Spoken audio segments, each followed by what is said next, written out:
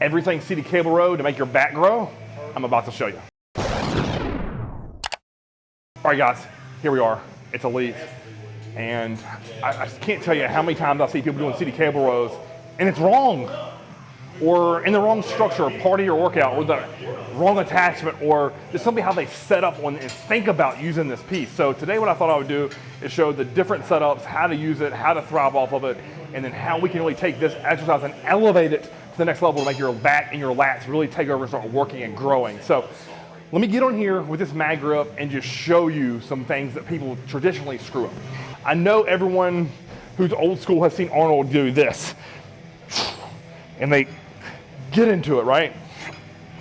Well, if I'm gonna train my erectors, I'm gonna suggest you do anything from this video if your back's fucked up, or rack pulls or deadlifts in a day. So to me, when I'm doing this seated cable row, I'm not thinking about erectors. My erectors, I want to stabilize my torso so that I can drill my lats or upper back depending on my handle and where I'm pulling to. So that's screw up number one on this piece. Now, do you see this torso positioning?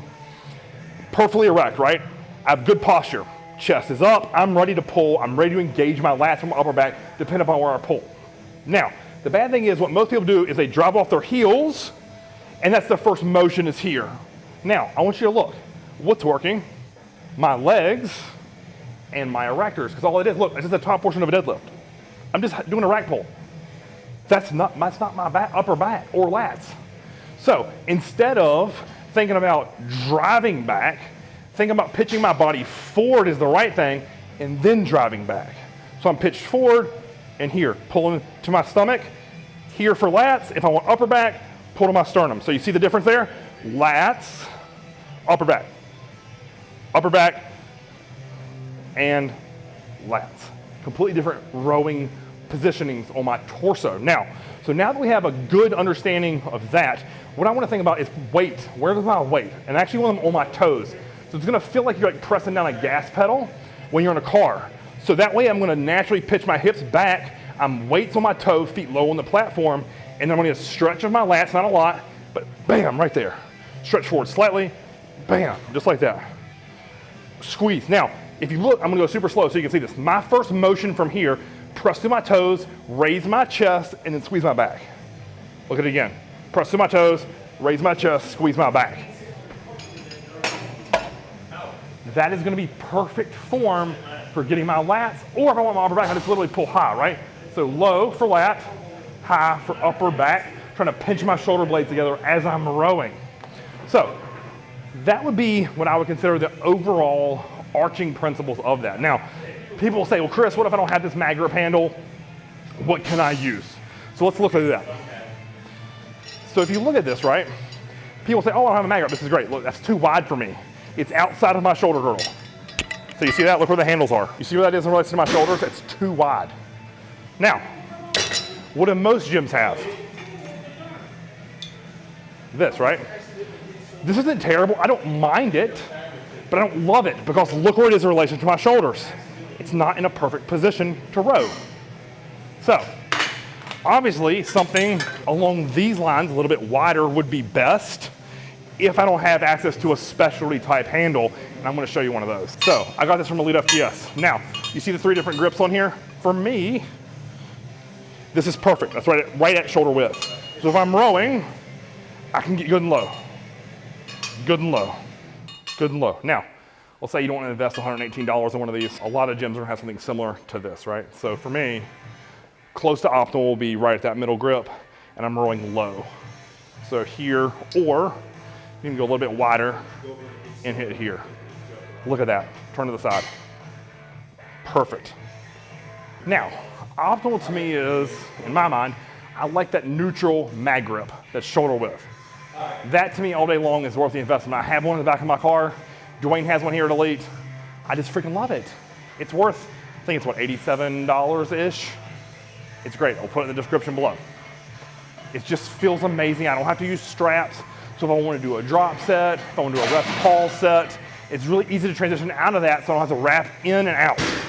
So I really like that piece. Put some chalk on my hands, makes me feel a little bit more like a man, and then row. So that kind of talks to the setup, what I'm targeting, and then the different handle variations. Now, let me show you how we can take this exercise to the next level. If you're a huge Charles Glass fan like I was growing up, you'll notice that anybody he has over there at Venice is gonna be doing seated rows, sitting on a dumbbell, sitting north and south. I've done this for years, and it does feel really good. So let me show you a few of these, then I'm gonna show you some cool other options with it. So what you wanna do is grab the handle, pull it back into place, sit on top of this dumbbell, and then you see that angle is different. So now we pull here, pull, pull. So that naturally pitches me forward, right? And I'm able to drive to my belly button, get a good squeeze on my back.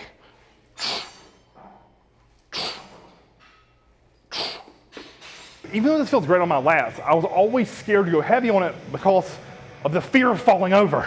Look how unstable that is. You see that roll? One fatal little error or shift in weight, if I have a significant load on there, and my ass is in the floor.